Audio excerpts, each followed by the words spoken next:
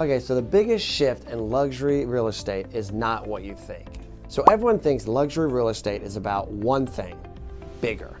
Bigger houses, higher price tags, more insane features. And honestly, if you just scroll Zillow or Instagram for 10 minutes, that's exactly what it looks like. You see 10,000 square foot homes, infinity pools hanging off cliffs, glass walls that disappear, car elevators, movie theaters, wine rooms that look like hotels, and it feels like luxury just keeps getting bigger, flashier, more over the top. But here's what's interesting. A lot of the highest end buyers, especially here in Los Angeles, are starting to move in the opposite direction. And it's not obvious. This isn't something people are talking about loudly, it's just kind of happening quietly, but it is changing. So what sells fast and what sits on the market?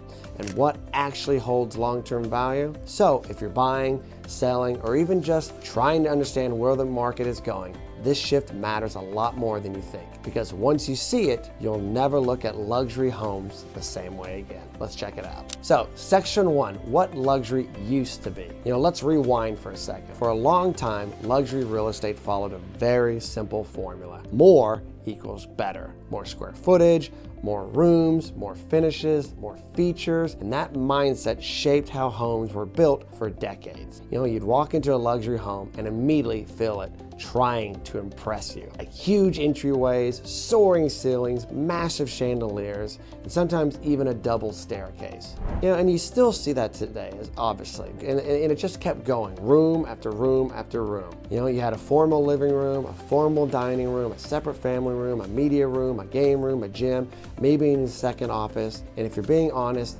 half of those rooms barely got used. Maybe holidays for the dining room, special occasions for the formal living room, but day to day, you're in the kitchen, you're in the family room, you're in the bedroom, and that's it.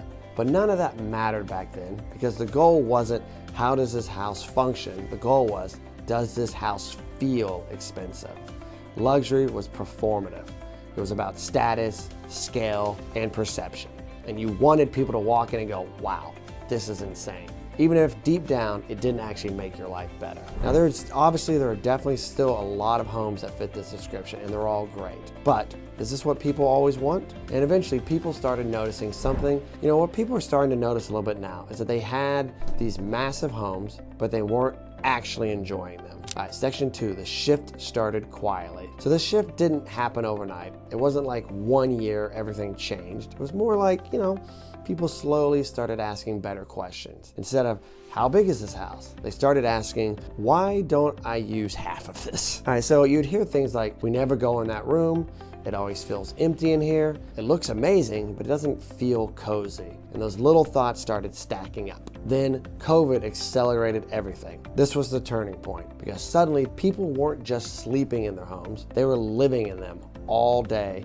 And when that happened, you couldn't ignore bad designs anymore. You noticed things like awkward layouts, dead zones in the house, rooms that didn't connect, spaces that felt isolated, and you started realizing, wait, this house looks incredible in photos, but it's actually not that great to live in. Ultimately, work from home changed the game. Now your house isn't just where you relax at night, it's your office, your gym, your meeting space, your everyday environment.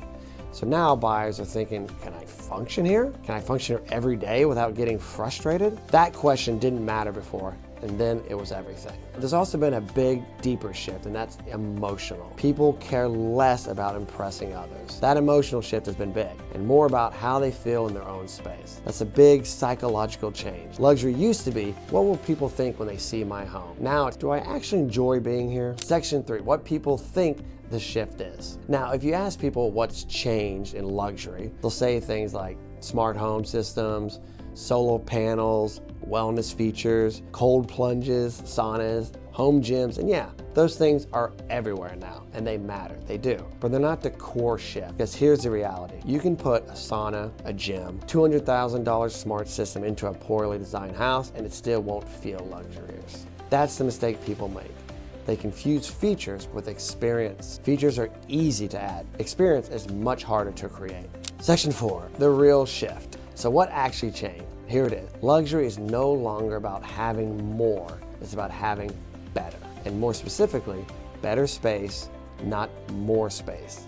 So this is subtle, but once you understand it, you'll start noticing it immediately. So here's an example. You walk into a 6,000 square foot home and it feels echoey, disconnected, kind of cold. Then you walk into a 3,200 or 4,000 square foot home and it feels warm, balanced, easy. And buyers instantly gravitate towards the second one. Even if it's smaller and it has fewer rooms and technically less house, buyers flock towards it. Because a new definition of luxury is, this home makes my life feel better. Not, this home makes me look successful. And that's a massive shift, especially in the Valley where we're seeing new builds pop up all the time. So what defines new luxury? So what actually creates that feeling? Let's break it down more deeply. Flow over size. So flow is everything now. It's how the house lives. Can you move through the space naturally? Does it feel intuitive? Or do you feel like you're constantly turning corners, walking through hallways, entering separate zones? Great flow feels like you walk in and everything just makes sense. You don't have to think about it. And then bad flows, of course, feels like, why is this room here? Why do I have to walk through this to get there? And buyers pick up on that instantly. Right? Natural light. So deeper layer light isn't just visual, it's emotional.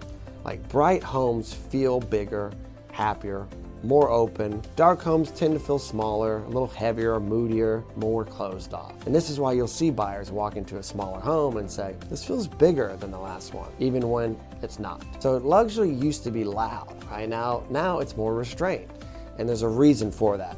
When a home is too busy, too many materials, too many finishes, too many statements, it actually creates mental noise. Whereas clean, simple designs feels charming, and that feeling is what buyers are chasing now. So functional living, this one is huge. People are done paying for rooms they don't use. They want every space to have a purpose, every area to feel intentional. So instead of formal dining rooms, you're seeing larger, more integrated kitchens, spaces that blend together, rooms that can adapt over time. Privacy, emotional, and comfort. This is becoming one of the biggest drivers at the high end. It's not just gated, secure, it's quiet, peaceful, removed. Buyers want to feel like, when I'm here, I'm relaxed. Now that's luxury. Okay, section 6, pricing impact. So this shift is why pricing is getting so interesting, because now two homes can look identical on paper, same square footage, bed bath count, and the same neighborhood, but one feels better and it wins every single time. And it sells faster, it gets stronger offers, and it creates competition. Because buyers aren't analyzing spreadsheets, they're reacting emotionally. Section 7, seller mistakes. So a lot of sellers are missing this. They still think more square footage equals more value, but buyers don't necessarily see it that way anymore. If your home feels off, feels dated, feels, inefficient, that's a problem, even if it's big. Section 8, buyer strategy. If you're a buyer, this is where you can actually win. Because most people are still chasing. They're chasing numbers, chasing specs, but if you focus on feel and layout, the experience, you can find better homes. That's what other buyers might overlook. All right, section 9, so LA Valley angle. So here in the Valley, you'll see this all the time. You'll see big, new builds, pushing size, but sometimes missing is that warmth, that flow, and that personality. And then you'll see smaller homes, thoughtfully designed, new builds, but smaller, and buyers walk in and they go, this is it. So to recap, the biggest shift in luxury home isn't bigger, it's better. Better layout, better design, better feeling. And the people who understand that are the ones who are going to win in this market. So again, if you have any questions, feel free to reach out. I'm always happy to help. And if you like what you saw, like, subscribe, and we'll see you on the next one. All right, thanks guys.